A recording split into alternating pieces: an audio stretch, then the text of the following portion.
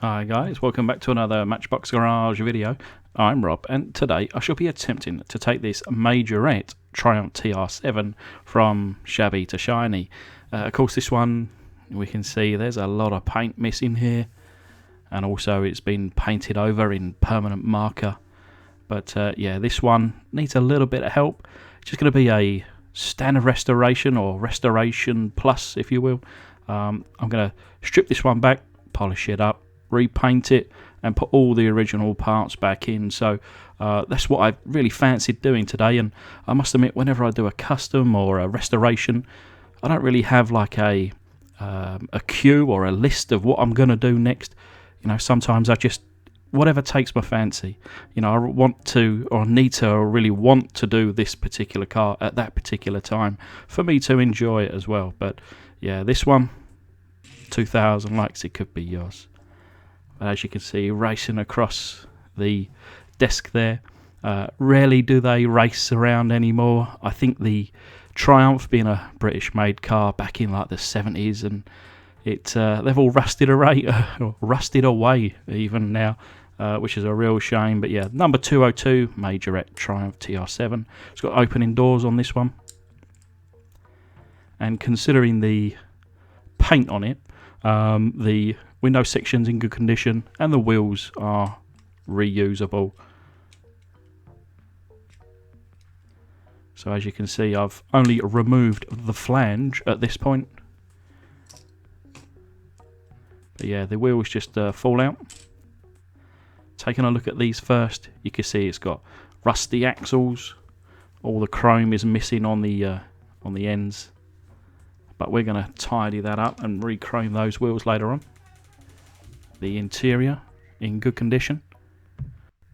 And this will simply take a bit of a bath. Remove a little bit of that pen on the rear light section, but that'll be used as it is. Same as the underside, needs to be cleaned. This little rusty residue removed. The window section here, thankfully no gouges, no cracks. A little bit of permanent marker, but that polishes out. And then here we have the main casting. Like I say, with the opening doors, it's got like a retaining piece holding these doors into position, so of course you don't lose them.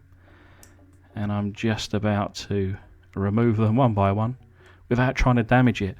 What I do find sometimes is, you know, when you do take these doors off, you have to basically bend the retaining piece, or the retaining piece of wire in this instance, and it just never goes back to how it is. So you do need to take extra kind of attention and be careful, so that obviously when these go back, the doors open and close as they should from the factory. And there's the door there with some nice little bit of detail on there, reading TR7 plus. It's got some bits and pieces, a speaker perhaps, a door handle from the inside. But yeah, kind of looking at it from here, the retaining piece, I normally remove these. I don't normally kind of put these through the paint stripping, but yeah, for some reason my camera was playing up at this point. Had to reboot it. But anyway, the casting plus doors going to the foot-long hot dog jar, covered in, not boiling, but perhaps 80%. And then with a tablespoon of caustic soda.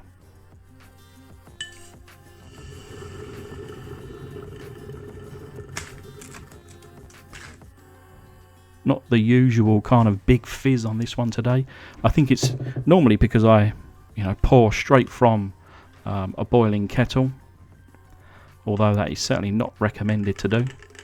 But yeah, that reaction that I normally get is because of its boiling water. But I kind of boiled it and I left it for a few minutes. That's all it takes. And it's still certainly very hot, and too hot for me to touch. But yeah, not as crazy a reaction, but certainly the same result. So perhaps that's a lesson for myself and for you guys as well. But yeah, you can start to see now the paint is coming off. But I'm going to put that to one side for a few minutes. We'll concentrate on these plastic parts, get them all cleaned up. And the interior, yeah, that's just going to stay as it is. Against the red, I think this yellow interior looks quite cool. You know, we have to remember it is a toy after all. And then the underside, nicely polished up. The rusty residue removed. Let me turn that off. And then to the window section here. Again, you know, of course I've removed the permanent marker and then just give it a light buff up. But I'm going to turn my attention now to these wheels. As you can see, not only a little bit of rust there, but those axles are a little bit bent. And I've kind of cut up these small sections. And look at that, just rust already coming off. Yeah, cutting up these small sections of the sponge-backed sandpaper, and it makes life a lot easier. So there you go. So probably 5 or 10 minutes later, all that rusty kind of junk and crust has come off, and I've now, using the chrome pen, tidied up those wheels, make them look good as new. So during that time, leaving the TR7 there. Can you see any paint left on that casting? Look at all that paint floating in the water. Quite exciting to see that. But yeah, flushing it down the toilet. What have we left here? So the doors, do we see any paint here? No paint there. Lovely jubbly. And do we see any paint remaining on the main casting? No. You know, there are, to me, 3 beautiful things in the world. My wife, my children, and 100% paint removal. Please don't ask me in which order, especially if my wife's in the room. But yeah, gonna do a little section here, polish up the roof, and there you are, nice and shiny, and we'll do that all over the casting. So we'll be going to the Tamiya Fine Surface Primer in white, and now that we've buffed out the whole car inside and out, looking good as new, we'll now head it up with the fine primer. This was the, you can kind of see I'm struggling a little bit trying to get the paint out, struggling to get it in the frame as well, look, but here we are.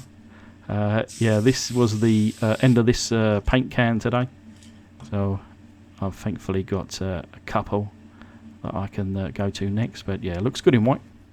But we'll be using the Viejo a premium airbrush colour. This is just the their standard red colour. Quite like these paints, they go on really nice, really smooth, they dry really fast, and they go straight into the airbrush, no mixing. Takes a little bit of extra time cleaning them out. I think you kind of almost have to quickly use it and then get it out of your gun, otherwise it's gonna starts to dry up, starts to clog up. But the good thing is, with this paint, it kind of dries in like a bit of a satin finish, and because of that, I think it allows you to layer up the paint faster and thicker to get the job done. You know, within perhaps 3 coats, 5-minute intervals, so within a total of 10 or so minutes, you know, it's finished painting, and you can put it to one side to fully dry whilst you're cleaning out the airbrush. But anyway, it's a little bit later on, so of course just a little reminder of the renewed wheel set, interior, the base,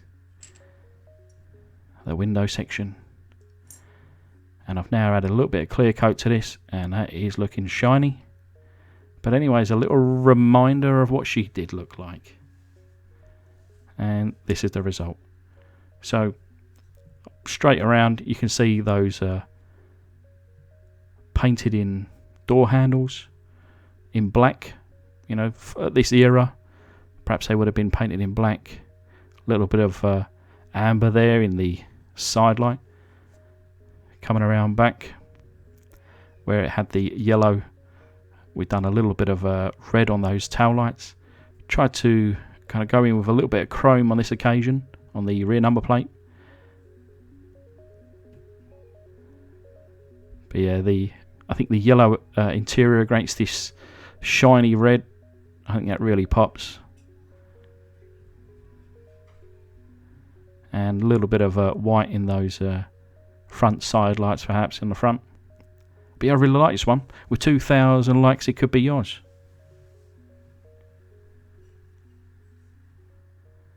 Now I just want to take this opportunity to thank my amazing patrons. Thanks a lot. I do appreciate you guys.